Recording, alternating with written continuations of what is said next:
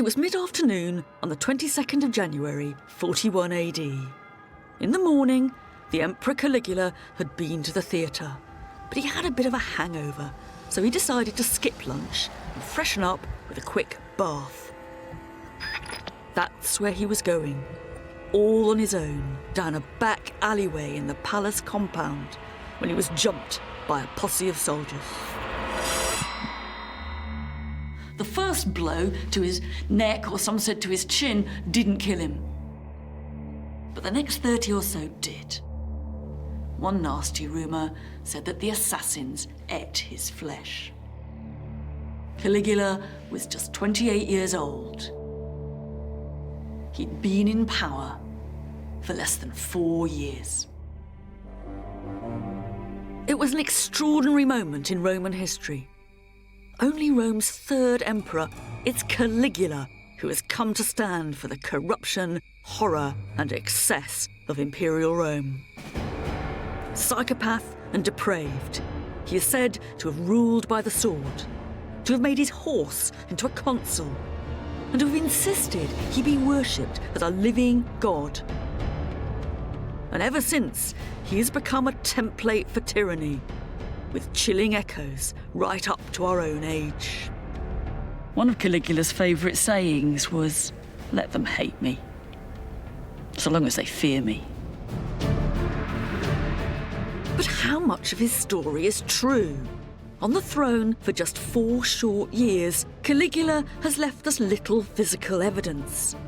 And to get behind the myths means a detective hunt for clues all over the Roman world. From the battlegrounds of his war hero father in Germany, to the island of Capri, where people said he was schooled in the art of imperial power, to the astonishing luxury of his life as emperor, I'll uncover a Rome full of intrigue, murder, and dynastic power, and come face to face with not just the monster, but the man. So who was Caligula? And why has he gone down in history as one of Rome's biggest villains?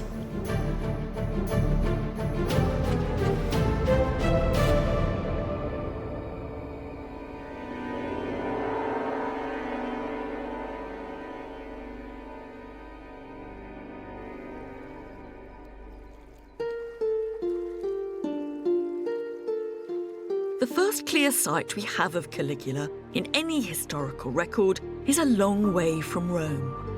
From about the age of 2, Caligula spent his childhood on the road on the empire's northern frontier, parcelled round from army camp to army camp with his mum and his dad, one of Rome's most charismatic military commanders.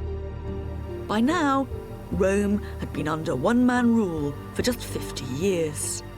And a generation after the first emperor Augustus, power was in the hands of one family, Caligula's. His father was Germanicus, the blue-eyed prince of the imperial family, the nephew of the Emperor Tiberius, and himself tipped for the throne. His mother was Agrippina, the granddaughter of the first emperor Augustus, who was himself the adopted son of Julius Caesar. In the world of ancient Rome, you didn't get more blue-blooded than Caligula. He was born Gaius Caesar Germanicus, a name he inherited from his father, meaning something like thrasher of the Germans. And these were the family fields of honour, the killing fields where Caligula's ancestors cemented their reputations and political power. Today, the Roman Museum in Xanten has been built not far from one of the legionary camps where Caligula spent time as a boy. Inside, there is a remarkable collection of Roman military gear, from medals of honour with portraits of Caligula's dad Germanicus and mum Agrippina dished out to soldiers, to what was then the most technologically advanced armour and weaponry on the planet. There are cavalry helmets and daggers, the remains of frighteningly powerful crossbows, and rainstorms of piercing arrows. all of which remind us that Caligula's childhood playground was not some cosy peacekeeping mission, but a vicious war zone. But perhaps the museum's most intriguing artefact is also its most humble. This is a perfectly preserved Roman caliga, a standard army-issue soldier's sandal made of tough leather with hobnails on the sole. If there's one object that's really associated with Caligula, it's the caliga. The story goes that when he was a boy and he was living on military camps with his parents, his mum had him dressed up in the uniform of an ordinary Roman soldier, right down to the Caligae. He was a kind of baby squaddy, a legionary mascot. And we tend to think of the name Caligula as a rather grand imperial name. In fact, it was the little boy's nickname. It means little boots, bootykins, or the kid in the Caligae. When he grew up, Caligula hated it. It must have seemed as if he was being called Emperor Didums or something. And if you'd have asked him what his name was, he would have said quite correctly his name was the Emperor Gaius. The fact that even now we still call him bootykins shows just how successful his enemies were in pouring scorn over him. He himself would have been horrified to think of us calling him Caligula.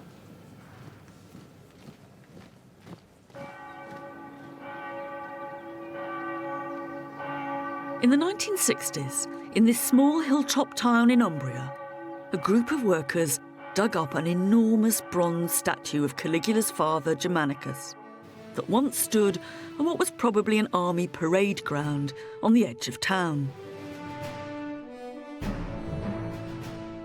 It shows him in the classic pose of an imperial leader, arm outstretched, addressing his troops. And standing beneath him, one can't help but sense the status and glamour of the man in whose shadow the little Caligula grew up. One theory is that the statue was put up by Caligula himself after becoming emperor, in memory of the event that radically changed the course of his life. For in 19 AD, when Caligula was just 7, Germanicus suddenly died on a mission to Syria, poisoned, he claimed, from his deathbed by the Roman governor Piso, even perhaps under the orders of his own uncle, the Emperor Tiberius. When the news of Germanicus' death reached Rome, there was an absolute explosion of grief. Life stopped, it said. Ordinary people wept in the street. They wrote up on the walls, "Give us back Germanicus." The only people not grieving were the emperor and his mother. They weren't seen in public, and they didn't authorise a full state funeral when the ashes of Germanicus came home to be put in the family tomb. Eventually, Piso was put on trial, but a few days in, he conveniently committed suicide, and the trial was turned into something more like a public inquiry.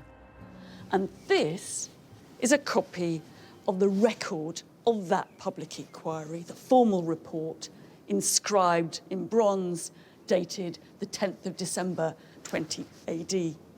Basically, the message is the only person guilty here was Piso, conveniently dead.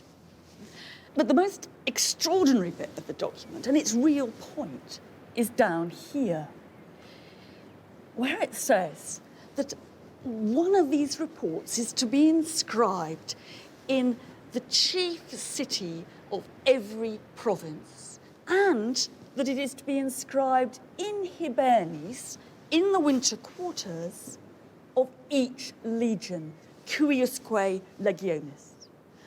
This is mass communication Roman style. It's a major attempt to get the official message across everywhere. It's hard not to think it all might not have been too little, too late.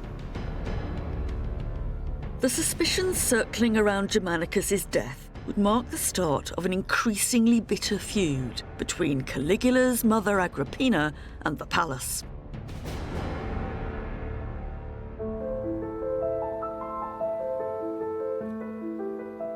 convinced that Agrippina and her sons were plotting against him, Tiberius banished her to a remote island off the coast of Italy.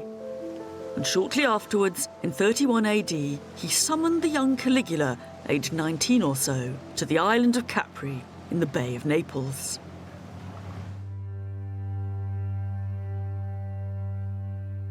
This was the seat of Tiberius's power away from Rome. It was from here that he ruled the empire by proxy, from a whole suite of imperial villas built high into the cliffs.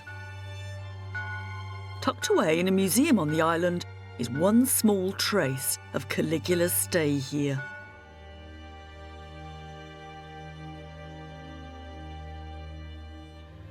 This may not look very much, just like a bit of old Roman brick stuck in a wall, but actually it's the only physical evidence that we have of Caligula's presence on Capri, because it's got his name stamped across it, Gaius, Caesar. And that raises the question of what he was doing here and why Tiberius brought him. And there have been all kinds of theories. Was he here to be under surveillance? Was he here because Tiberius liked the kid? Or was he here to be groomed to be emperor and learn to start building like an emperor should? Away from prying eyes, it was here, Roman writers later surmised, that Tiberius schooled the young Caligula in the dark arts of tyranny and excess. And the stories they told of what Tiberius got up to here are all fantastical sex and violence. Those people he wanted to get rid of, he had chucked over the cliffs. And he'd stationed a platoon of sailors in boats at the bottom to finish them off with their oars if they weren't yet dead.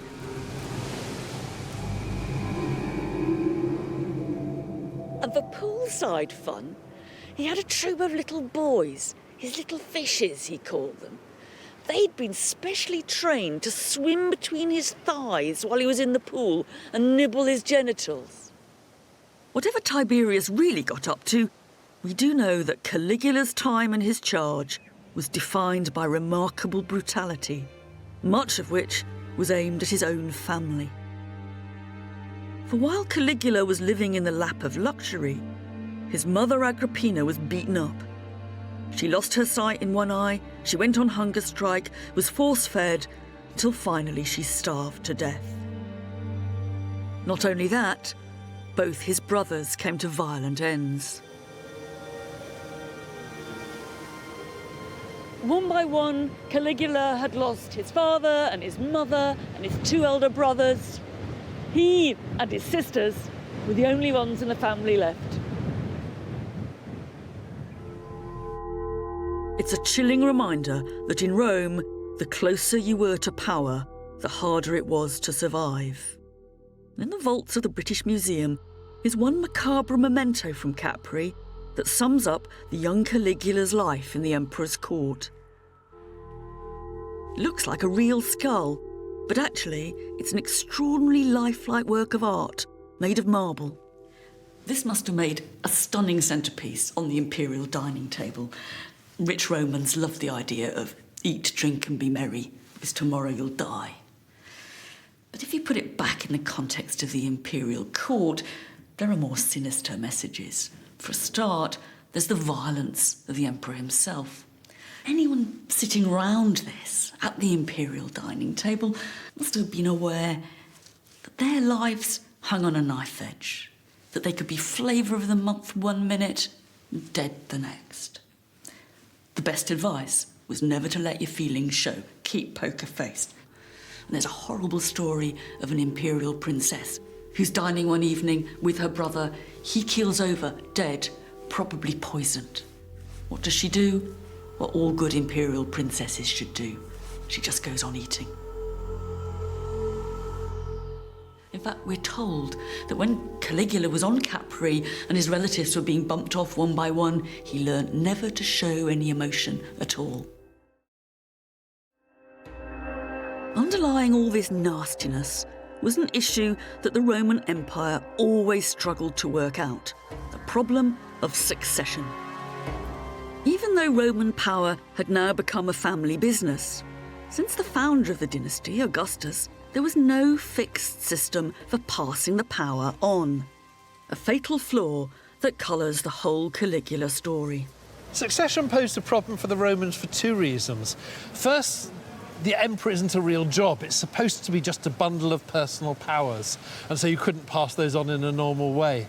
But the other problem is that Augustus and Livia didn't have children with each other, even though each of them had children with other people. And what that means is there isn't a clear line of succession, a son to follow a father, a grandson to follow a son. So when an emperor begins to seem a bit sick or unreliable or gets old, all sorts of groups begin to jockey for power. There's the legions in the provinces, there's the imperial bodyguard in Rome, you've got the courtiers, you have the ex-slaves in the palace who want to know who's going to own them next, and then you've got various imperial women trying to get their sons into power. And so it's a very, very unstable situation. It is that instability and the uncertainty of it all that both produces real violence and also allegations and rumours of violence. That's right. First thing that Tiberius does when he succeeds Augustus is he sends a boat to an island on which one of his relatives has been kept in exile for decades to have the boy killed because he could have been an alternative. And what does Caligula do when he takes power? One of the first things he does is he has his cousin, a little boy named Tiberius Gemellus, murdered because he's somebody else who could have been emperor. And what's amazing is that for the first 100 years of the empire, there's not a single emperor about whose death there isn't some kind of allegation that he was bumped off, that the poison mushrooms had done him in. And there is that story of Caligula, who some people said had actually smothered Tiberius, when he was, asleep, in order to take power himself. And the other story is he got the captain of the Praetorian Guard to do it for him, because emperors have people who do the smothering for them.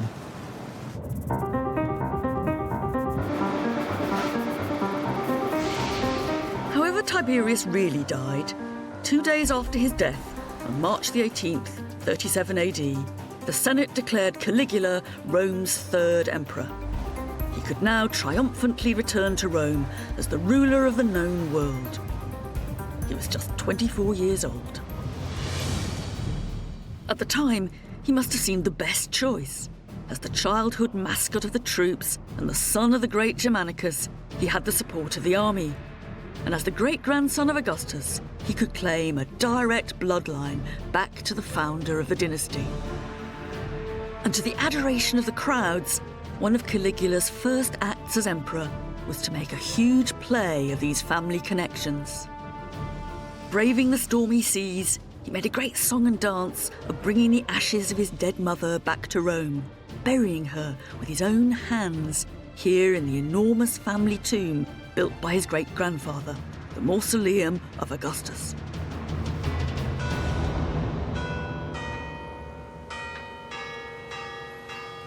At the Capitoline Museums in Rome, the whacking tombstone Caligula put up to his mother still survives, and it's so much more than just a grave marker. It starts by saying ossa. These are the bones, in fact the ashes, of Agrippina, the daughter of Marcus Agrippa, the granddaughter, Neptis, Divi Aug, of Augustus, the first emperor, who's now a god, a deus. And she's the wife, the uxor, of Germanicus Caesar, the golden boy of the empire. And she's the mother, Matris, of Gaius, Caesar, Augustus, Germanicus, Princeps, the emperor, Caligula. In a way, it says just as much about Caligula. This is his manifesto to his right to imperial rule. But there was another way in which Caligula could get the message across about who was now in charge. By the money he minted, stamped with his portrait, and which he showered down on the people of Rome. Caligula is supposed to have been absolutely spectacularly generous. He's said on some occasions to have gone up to the first floor of a building in the Forum and actually thrown money, thrown coins at the crowd. They would have got some good cash to take home. But more important, in a way, you'd also go home with a message. Because one of the ways that emperors could get their version of events and their slogans across to the Roman people at large was to put them on the coins. So, you literally carried around the imperial propaganda in your pocket. In Caligula's case, they hammer home the point about the royal blood flowing through his veins. This one shows Caligula on one side, his father, the great Germanicus, on the other. Another shows a carriage parading a statue of his mother in celebrations founded in her honour. And even more important, this one shows Caligula sacrificing a bull at the temple of his great-grandfather, the god Augustus. But this one has an even more pointed message. On the one side, there's a really gorgeous portrait of Caligula and his name here, Gaius Caesar. But on the other, you can see what must be him standing on a box, his arm outstretched, and he's talking to a group of soldiers. And it says at the top, ad locute, short for ad locutio, the speech of the emperor to his troops, and underneath COH, short for cohortes, the cohorts of the Praetorian Guard. And the message of this is clear. Whatever family background you have, whatever deals you've done, nobody in Rome can become an emperor unless they've got the support of the army. And this is what many modern despots and tyrants have also discovered. Without the support of the troops, you're either deposed or you're dead. These coins give us an idea of how an emperor branded his image in the days before TV and radio. Alongside stamping his face on the cash, cheap cameos of Caligula were cut from glass and clay, and portrait busts were sent out across the empire to be copied and turned into a whole gallery of imperial statues. And if you've ever wondered why there are so many heads and so few bodies, one reason is that the heads were always meant to be replaceable. You can see just how easy it would be to take one head out and pop another one in.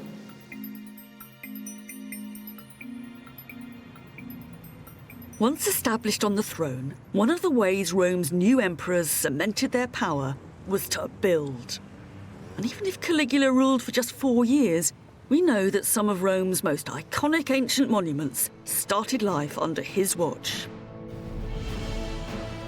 There were the aqueducts, the Aqua Claudia and the Anio Novus, bringing water from over 40 miles away to the centre of Rome.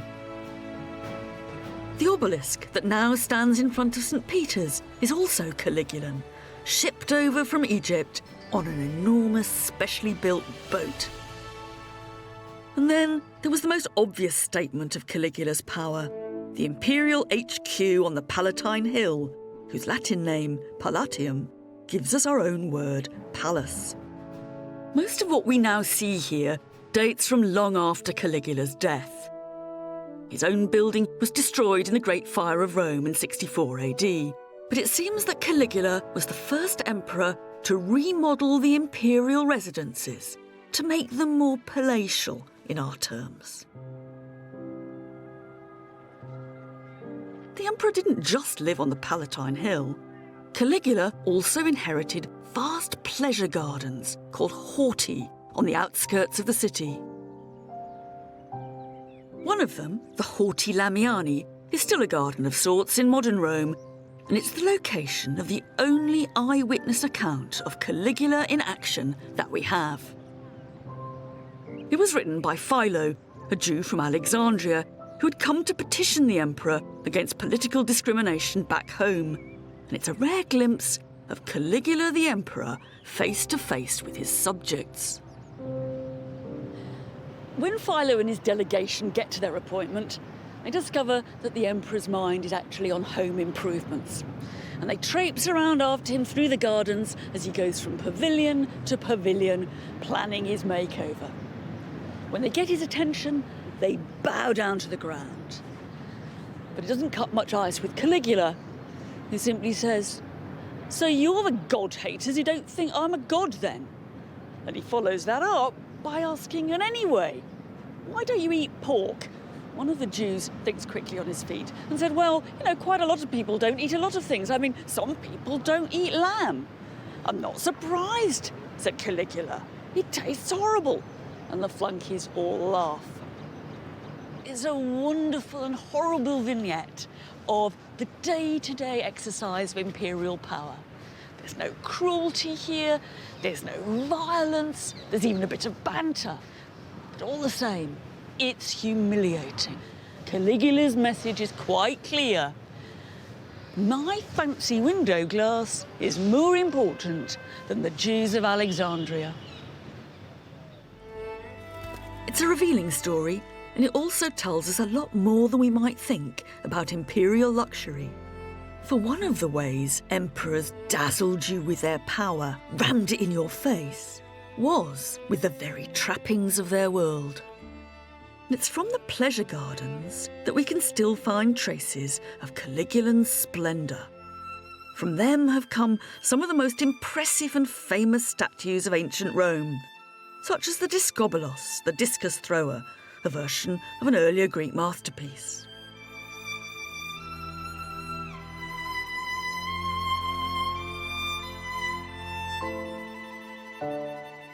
There's the Maid of Anzio, found at the palace where we think Caligula was born. And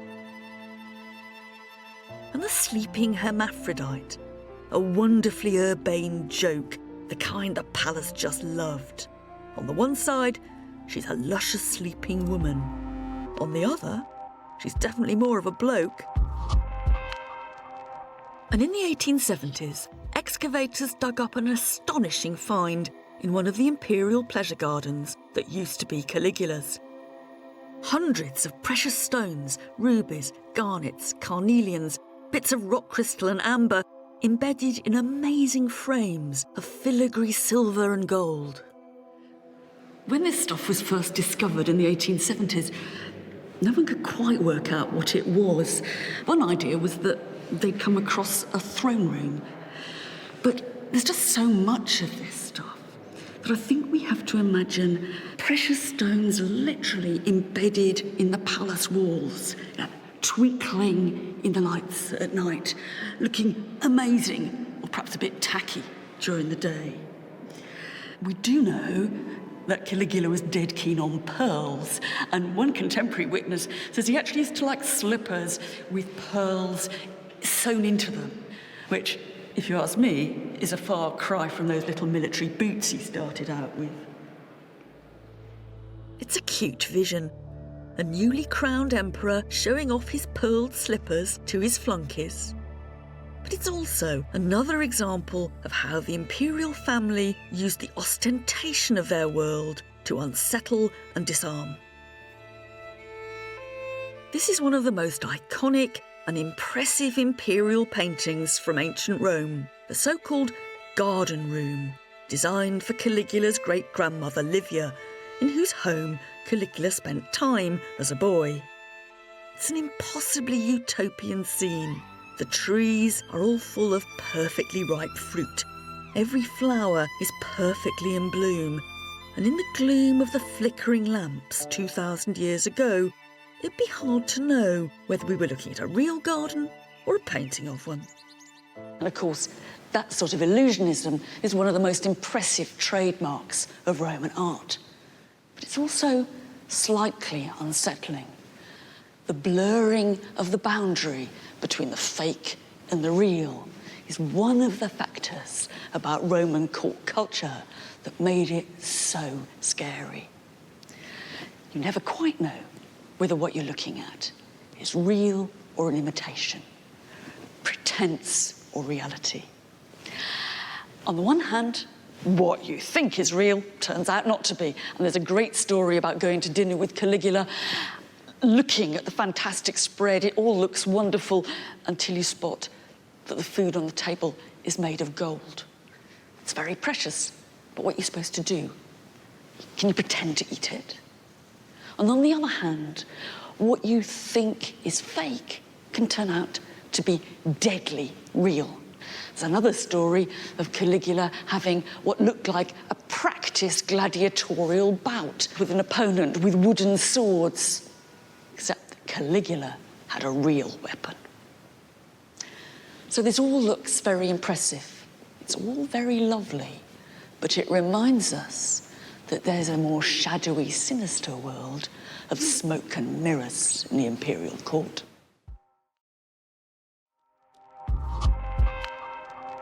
It's a perfect example of the choreography of threat that lurked beneath everyday palace life. A threat, if we think about it from the emperor's point of view, that worked both ways. The labyrinthine corridors of the palace were teeming with people, visiting dignitaries and spies to the collectors of the imperial rubbish. It must have been a security nightmare. How did the emperor ever know who was who? And how did he marshal his own security? They did have a system of passwords. The emperor would issue a new one each day, and you'd have to say the word if you were challenged. But that wasn't enough for the most anxious emperors. One of them is said to have had the walls of the palace lined with mirrors, so he really could see who was coming up behind him. In this world, where the emperor was always watching his back, the people he ended up trusting the most weren't just his personal security force, but also his slaves. And high up on a wall of a museum in Rome is the record of the staff from one of Caligula's actual palaces. Each one tells us what they did. Here's one, for example, Saturninus Sphere. That's short for Spherista. Spherista means ball player, but perhaps Saturninus was a personal trainer. We've got our Gaius. He's a gubernator, the helmsman, perhaps on the imperial yacht. But perhaps my favourite of all is this chap here, Venustus Spec. Now, spec could be short for speculator, so Venustus might have been a watchman or spy, but it could also be short for specularius, in which case he was the guy who made the mirrors. It's a wonderful snapshot of the underbelly of court life. But it would be a mistake to think that they were just lowly servants. Some of them played a vital role in the palace's strategy of control and fear. Our fetus here, he's an invitator. He's the guy who controls the guest list at the palace dinner parties. Now, Roman aristocrats wouldn't have touched this kind of job with a barge pole. But these guys could have quite a lot of power. And Romans told quite a lot of sometimes wild stories about just how powerful these imperial slaves and ex-slaves were. Caligula's supposed to have had one called Protogenes, who carried around with him under each arm, with more than a bit of menace and a bit of ham acting at the same time, 2 different files, one labelled dagger, the other labelled sword, as if they contained the lists inside of who was to be put to death and how. It's not hard to see why the emperor relied on these guys. They didn't represent a direct threat to him, they weren't going to become emperor themselves, and after all, he owned most of them. But in the end, it didn't actually do Caligula any good. Some of them are supposed to have been involved in the final plot to kill him. This is now one of the most powerful images of Caligula that we have. A man who was paranoid about his own security, and not unreasonably. As he no doubt learnt from the fate of his own family under Tiberius, conspiracies were an absolutely inevitable part of imperial life. If Caligula's always looking behind him, if he's always watchful, are there people who really are out to get him? Yes, there were people out to get him, and I think there were 2 quite different types. Either there are people within the extended family who accept that Rome is now a dynastic autocracy, of which they are part, but want themselves, rather than Caligula, to be the autocrat. But there's also another type of potential opposition, which is people who don't think that Rome ought to be a dynastic autocracy at all when they want to put the clock back to the republic run by the Roman aristocracy, run by the Senate. But it's really the first type. It's the family trying to replace him from one of their own number that looks like it's the most important, or we have most evidence for. Yes, his brother-in-law, Aemilius Lepidus, was executed for plotting against him, and his wife, Caligula's sister, and also Caligula's other surviving sister were both exiled as a result. So clearly Caligula saw this as a threat from those closest to him inside the family to his own position. So in a sense, he's quite right to be looking over his shoulder, because the people who've got the knife out are likely to be the people he's hanging out with most days of the week. Yeah, and he doesn't know how many of them there are. Ever since, historians have wanted to make this family plot one of the turning points in Caligula's reign that marked his transition from golden boy with promise to the maniacal monster we've all come to know.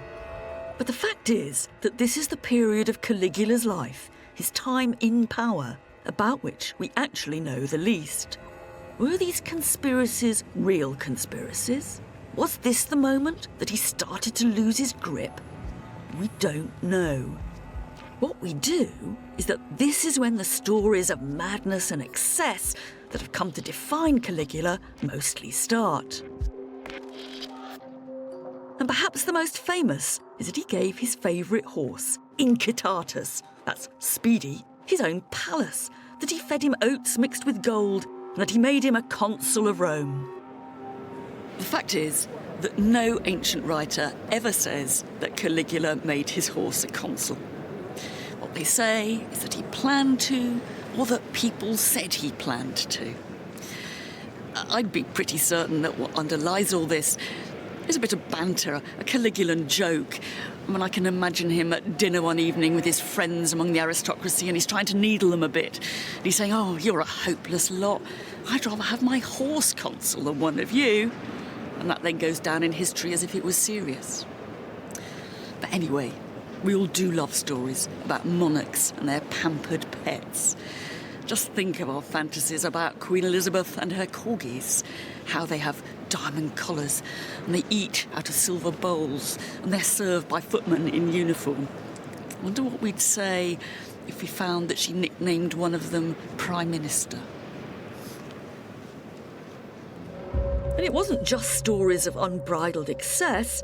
Much of what else was thought wrong with Caligula came down to his sex life. It was said he turned his palace into a brothel, loved dressing up in women's clothes, and was so insatiable for sex, he wore out his male partners. For us, Caligula has become more than anything a byword for sexual excess and perversion. We can hardly hear his name without conjuring up images of drunken orgies, sex in the wrong place, with the wrong people, with little boys, married women, virgins, and most notoriously, with his own 3 sisters. If we were making a porn movie Roman style, we'd be bound to cast Caligula in the lead. And if these stories have been added to and embellished over the years, they actually first appear in sources written years after his death, mostly by the 2nd century biographer Suetonius. And they tell us just as much about the anxieties of the Roman elite as they do about Caligula. So you get these tales about you go to dinner with Caligula, a senator, and you take your wife, and then in the middle between courses you suddenly discover that the emperor has gone out of the room with your wife, and they come back a bit later, they all look a bit flushed, and then the emperor says, "Oh, she's not very good in bed, is she?" Yeah, and I think associated with those stories, there's the account of how people come into the banquet. Caligula's, on his couch. People file past the end, and he acts like someone at a slave market, sort of checking out the girls, trying to decide which one he's going to select for later. So this is how the emperor shows his power, is by humiliating the elite in all sorts of different ways, and this is one way amongst many. But perhaps the most damning story was Caligula's incest with his favourite sister Drusilla, with whom, as a boy, he was said to have been discovered in bed by his own grandmother. There's no actual accusation of incest by anybody contemporary, absolutely contemporary with Caligula, is there? And even these, this Suetonius stuff where he's talking about Granny finding them in bed. I mean, it's quite interesting that even Suetonius is only saying, people used to say that. Yeah. The gossip was, whereas he's quite clear that incest took place. When it gets to the detail, it's all... Kept at a distance. Yeah.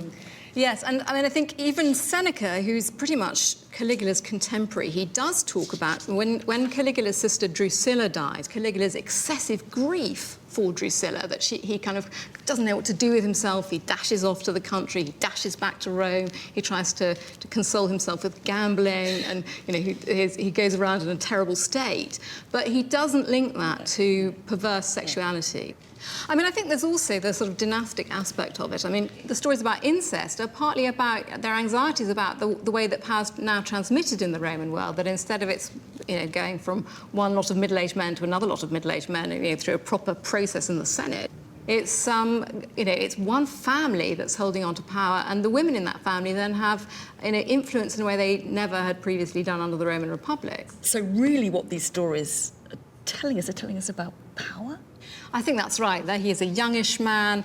He's not a great military leader or anything like that, but he's got all this power as leader of the Roman world, and his relations with the Senate are clearly very uneasy. So that they tell all these stories about his outrageous behaviour.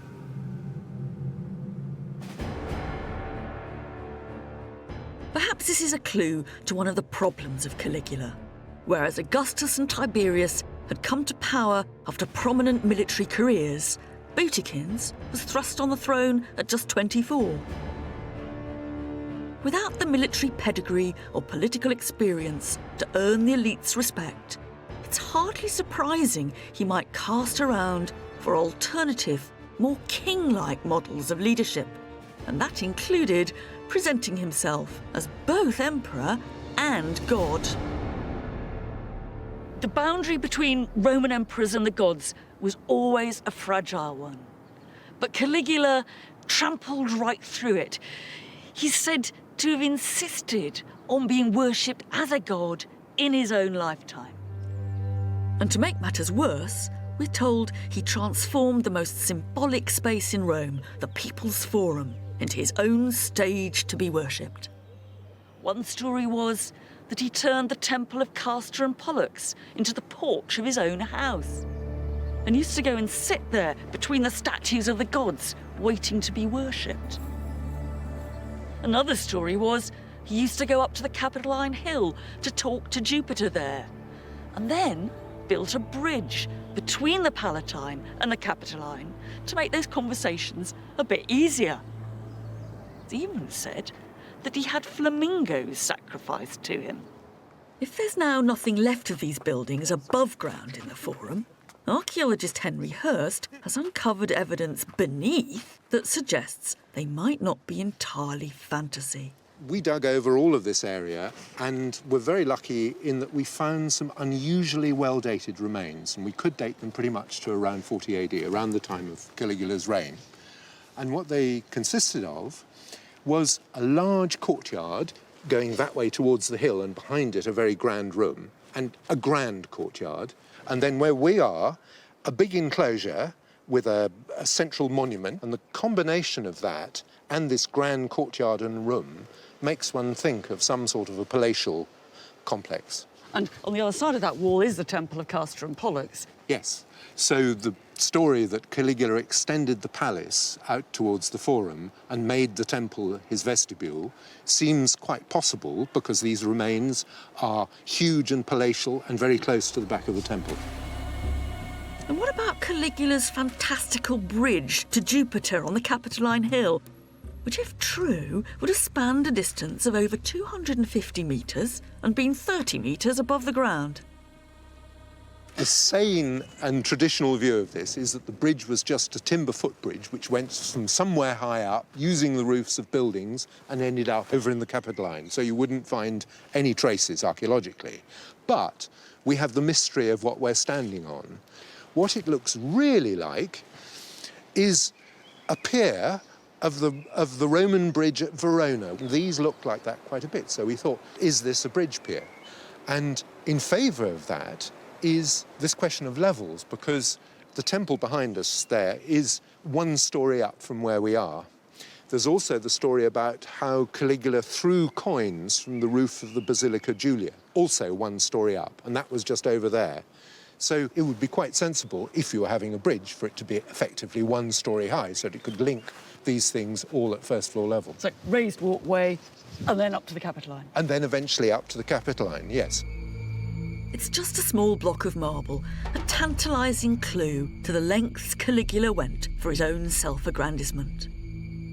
But it also points to the difficulty we now have in separating fact from fiction. After just 4 years in power, there's little hard archaeology that we can tie to Caligula for certain. But there is one site not far from Rome where we can. This is Lake Nemi, one of Caligula's favourite places. And it's where all the myths come together. The uncontrolled extravagance, the divinity, and even the violence. It was known in the ancient world as the Speculum Dianae, the Mirror of Diana. And in the 1930s, it was the site of one of the most stunning finds in Roman archaeology. 2 enormous floating villas that were so large and so lavish that they've become the ultimate symbols of Caligula's excess towards the end of his reign. And unsurprisingly, it was Italy's 20th century tyrant, Mussolini, who spent a fortune raising them from the mud and installing them in a huge museum at the end of the lake. The shells of the boats were tragically destroyed in the Second World War. Now we've only got models, but much of the hardware still survives. No doubt whose boats these are. It says Gaius, Caesar, Augustus, Germanicus. These are Caligula's barges. It's a bit hard to know what a water pipe's doing on a boat. They can't be ordinary boats. Perhaps they're bringing the water to Caligula's hot tub under the stars. Suetonius has left us a vivid description of other Caligulan boats. So luxurious they had jewelled prows, sails of purple silk, and bathrooms of alabaster and bronze. Long thought a myth, the boats of Nemi hint they might in fact be true. For alongside the naval hardware of the ships are glimpses of astonishing imperial luxury. There are rows of columns made from Grecian marble, sinister sculptures of Medusa heads and huge golden hands, beautifully sculpted mooring rings of wolves and lions, and balustrades cast in solid bronze. There have been all kinds of theories about what these boats were actually for. Some people have thought they must have been religious. Was it here that Caligula came to commune with the goddess Diana by the light of the moon? Or was one of them a temple to the Egyptian goddess Isis? Or were they just very lavish pleasure barges? Romans with too much money loved nothing more than to build out onto water. Was that what Caligula was up to? The boats of Nemi will no doubt always remain an enigma. But there is one place on the lake where Caligula's intentions come into sharper focus. All around the shore were dozens of shrines and temples that went back hundreds of years. And one of them raises troubling questions about whether he was a victim or actually a colluder in his own fate.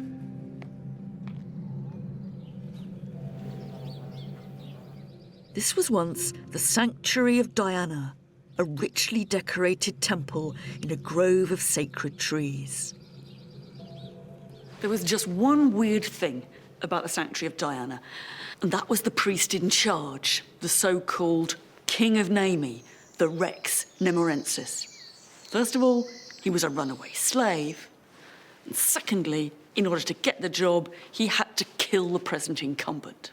If you wanted to become Rex here, you came to the sanctuary, you went and found the special sacred tree, you pulled off a branch. If you managed to pull off that branch, you were allowed to challenge the current priest to a fight to the death. If you won, you became Rex yourself, but of course, you also got a death sentence because someone else would be along sooner or later to challenge you. Ancient writers tell us about seeing the priest in this sanctuary. He had a sword in his hand, and he was always looking furtively about him, for obvious reasons. The ritual of Nemi harked back to a very primitive level of ancient religion, and Caligula was said to have revived it with glee, finding a slave to come and kill the priest in charge. Whether Caligula did that because he wanted to inject a bit of religious reality into what had become a charade, or whether it was just capricious sadism, we don't know. But it's hard not to think of the King of Nemi as an uncanny double of the Emperor of Rome. Both were looking behind their backs. Maybe Caligula had spotted that too.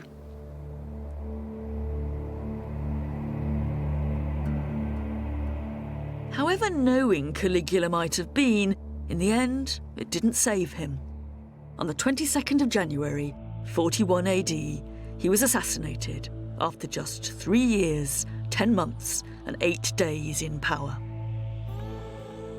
And if the facts of Caligula's life might forever elude us, ironically, it's his death about which we know the most, thanks to a graphic account written by a Jewish historian, Flavius Josephus. Peter Wiseman is taking me to where he thinks is the exact spot where Caligula, the Emperor Gaius, was set upon by members of his own personal security force. He sees coming towards him a colonel of the Praetorian Guard called Cassius Chaerea, So he feels whom he safe. knows of old, whom he thinks is safe. Cassius Chaerea, however, is the leader of the assassination conspiracy. And Chaerea draws his sword and he brings it down as hard as he can. Gaius is staggering around, totally disoriented, and the guy who actually gave him the final blow was a man called Aquila. So he is the man who has the credit for the assassination of the Emperor Gaius, Caligula. Are people pleased? A tyrant's Some dead? people thought that. What you have to understand about Gaius Caligula is that he was enormously popular with the ordinary population. He was a Caesar. He was the son of Germanicus. He was the great-grandson of Augustus. He was the great-great-grandson of Julius Caesar. All these were popular heroes. Yeah. He was their popular hero. And they hated the idea that people, senators, senior army officers, should take it upon them to kill their man. But there's a sort of irony to this, isn't it? Because this is not an uprising of popular will. This is a takeout move by the Praetorian Guard. Yes, a small group of senior officers who are also involving senior senators. It's a question what they expected to happen afterwards. It seems that Chaerea and the others were idealistic enough to believe that in killing Gaius, they would put an end to what we call the Principate. There wouldn't be an emperor anymore. But in the end, they get this very, very brief little flowering of what looks as if it might be about to become the overthrow of autocracy entirely and the return to the Republic, a little bit of debate. And then, half an hour later, they find Caligula's uncle, Claudius, to put back on the throne. That's because the Praetorian Guard itself depended on there being an emperor. It was the ultimate betrayal and a chilling reminder that in Imperial Rome, it was not the emperor, but the army who held the reins of power. But there's one final chapter in Caligula's story which adds, I think, to his terrible reputation. There's evidence that attacks on his memory began almost before his body went cold. To justify his assassination, the new regime condemned him as a tyrant. His uncompleted building projects were then taken over and inscribed with Claudius's name. Some of his coins were defaced, his initials symbolically scratched out, and in many of his official statues, the heads were either replaced or destroyed. And at the wonderful Monte Martini Museum in Rome is a strange bust of Caligula's uncle, the new and in many ways just as vicious emperor, which underscores the shifty awkwardness of the transition of power. The face looks for all the world like the Emperor Claudius. It's a bit middle-aged and frowny, just how Claudius is often shown. But he's got this strangely bouffant fringe.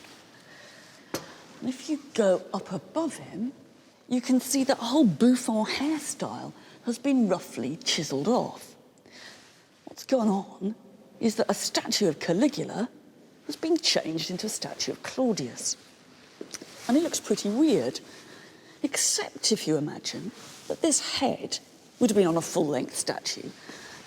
And if you get low down, well, actually, he works pretty okay as Claudius from this angle. Now, it's a way of saying Caligula is obliterated and Claudius is now on the throne. I have a sneaking suspicion that it also says, actually, the new emperor is only the old emperor with a recut face. This hybrid head gives us a clue as to why it has always been hard to come face to face with the real Caligula. In the bloody transition of power, his real face has got lost. And to find him, you now have to look for him in other ways. In the shadow of his heroic father on the battlegrounds of Germany. In the bricks of the palace on Capri, where one by one he lost his family. Or in the eerie luxury of his boats found at the bottom of Lake Nemi. And if what this tells us is that some of the myths may be true, the paranoia, the excess, even the self-proclaimed divinity, the rest we'll never know. Were the stories of murder and madness created as much by Caligula himself to further a culture of fear? Or were they spun, just like his nickname Bootykins, to blacken his name and to justify his violent assassination? Whatever the truth, it's in the story of Caligula that all the elements of tyranny as we now recognise it come together for the first time. And perhaps that's why he's left such a powerful imprint on our world. For almost 2,000 years now, Caligula's made people reflect on power and its abuse. The man and the myth, and to be honest, you can't ever quite separate the two, have raised all kinds of questions about cruelty, excess, about adoration, about the delusions of an autocrat, and about his fearful isolation. But for me, Caligula also turns the spotlight onto ourselves, about what our own responses to tyranny should be. Maybe there's a lesson. After all, when that group of disgruntled army officers decided to rid Rome of the monster, sure, they left him in bits on the palace floor, but all they got was more of the same.